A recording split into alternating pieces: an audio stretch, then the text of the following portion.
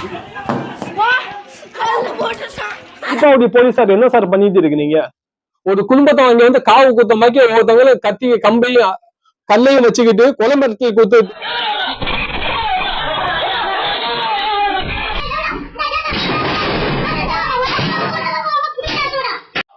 Hi மக்களே, நான் உங்கள் இர்ஷாத். ஒரு பெரும் துயர சம்பவத்தோட நான் உங்களிடத்துல வந்திருக்கேன். ஒரு குடும்பம் வாழ்றதுக்கு நீங்க ஒவ்வொருத்தங்களும் ஒரு ஷேரிங்கை கொண்டு ஒரு உதவி செய்யுங்க.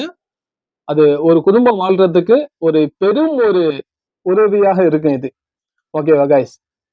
கிழக்கு தெரு, திருப்பாலக்குடி கிழக்கு தெரு ஜமாத்தை சேர்ந்த 90 காலனில வசிக்கும் அபுல் ஹசன் என்கிற குடும்பத்தை அங்கே உள்ள லோக்கல் மக்கள், பேர் வந்து சரியாக தெரியவில்லை, சிறிதாக சொல்கிறேன், பேரு ஷாஜஹான், கரீம், ரசூல் வல ரஃபீக் தெரியல, இது மாதிரியான ஒரு ஆட்கள் சேர்ந்து அவங்க வீட்டுல இருக்கக்கூடிய சிசிடிவிய அடிச்சு நொறுக்கி அங்க உள்ள ஆட்களையும் கல்ல விட்டு அடிச்சு அங்க உள்ள எல்லா திங்ஸ்களையும் அடிச்சு நாசமாக்கி கேட்டை வந்து நச்சு, இந்த மாதிரியான முறையில கிழக்கு திருப்பாக்குடி கிழக்கு ஜமாத்தை சேர்ந்த மக்கள்கள் இதை பண்ணிட்டு இருக்காங்க, இதை செஞ்சிருக்காங்க.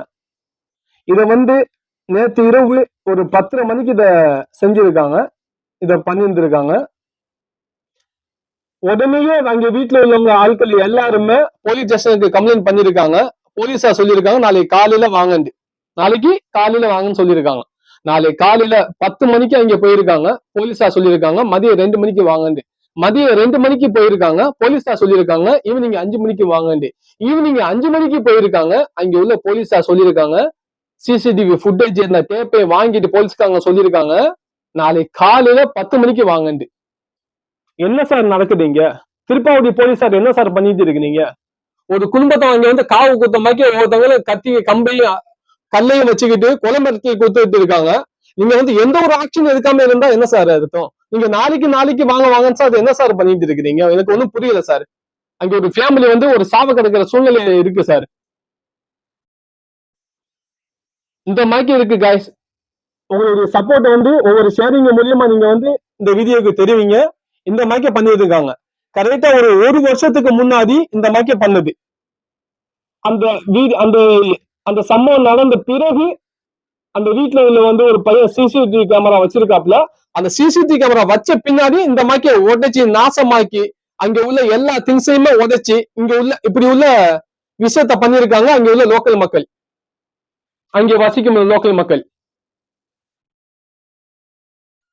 ஒவ்வொருத்தங்களும் போலீஸ் ஸ்டேஷனுக்கு ஆக்ஷன் எடுக்கிற மாதிரி ஒவ்வொருத்தங்களும் ஷேர் பண்ணுங்க கைஸ். ஒவ்வொருத்தங்களும் ஆக்ஷன் எடுக்கிற அளவுக்கு நீங்க ஷேர் பண்ணுங்க வீடியோவை.